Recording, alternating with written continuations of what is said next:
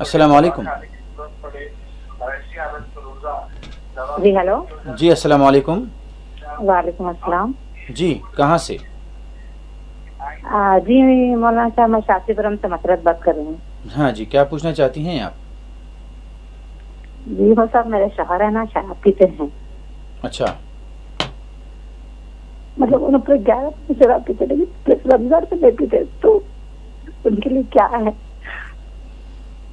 رمضان کی حد تک وہ لوگ اس سے بچے ہوئے رہتے ہیں وہ؟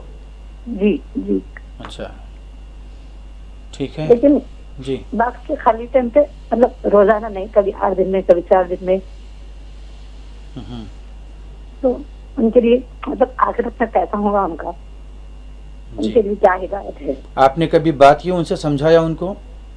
جی ہم بڑے آسان سے سمجھایا، اچھے سے سمجھایا، غصے سے سمجھایا ہوں، کہ میں چھوڑ دوں گی، میں آپ کو کھلا دے دوں گی، ایسا بھی کہہ کے سمجھایا ہم نے، کیا نا مطلب بیوی کے لیے تو چھوڑ دیں گے بول کے، جی تو ان کا لیکن کیا رد عمل کیا رہا؟ لیکن نہیں مانتے، انہوں نہیں بولتے۔ بچے کتنے ہیں آپ کو؟ جی میرے کو 3 بچے ہیں، ایک بیٹی 2 بیٹے۔ اچھا کتنا عرصہ ہوا شادی ہوئی آپ کی؟ میری شادی 17 سال ہو رہا۔ 17 سال، کافی طویل عرصہ ہو گیا۔ بہت شکریہ بہن کال کرنے کے لیے۔ آئیے مفتی صاحب جواب دے رہے ہیں، غور سے سماعت کیجیے گا۔ جی بسم اللہ الرحمن الرحیم۔ اللہ تعالیٰ آپ کو صبر دے اور آپ کے شوہر کو ہدایت دے۔ امت مسلمہ کی بہت ساری بیٹیاں اس عذاب میں مبتلا ہیں، آپ کی یہ قربانی ضائع نہیں جانے والی، اللہ آپ کو اس کا ضرور اجر دے گا۔ آپ شوہر کے شراب کو، باوجود یہ کہ وہ ایک بری عادت ہے، اس کے باوجود بھی صبر کے ساتھ، تحمل کے ساتھ زندگی گزار رہی ہیں۔ یاد رکھیے، شوہر ظالم ہے، زیادتی کرتا ہے، اس کے باوجود بھی گھر بچانے کے لیے کوئی عورت اس کے ساتھ نباہ کر رہی ہے، تو حدیث پاک میں آیا ہے ایسی عورت کو اللہ وہ ثواب عطا فرمائے گا جو بی بی آسیہ کا ثواب ہے۔ بی بی آسیہ کون ہے؟ یہ کائنات کی عظیم خواتین میں سے ایک، فرعون کی زوجہ تھی۔ فرعون بڑی زیادتی کرتا تھا، لیکن وہ اللہ اللہ کہتی اور اپنے دین پر استقامت رکھتی، اس لیے ان کا درجہ بلند ہو گیا۔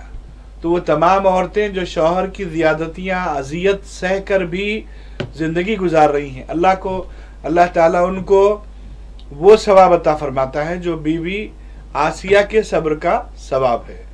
تو آپ بھی وہی خاتون ہیں، خوش نصیب خاتون ہیں آپ، جو اپنے شوہر کی زیادتی اور اذیت کے باوجود بھی نباہ کر رہی ہیں۔ اللہ اس کا آپ کو اجر دے، لیکن آپ اپنی اولاد کی اچھی تربیت کیجیے، شراب کی گندگی سے اپنی اولاد کو واقف کروائیے۔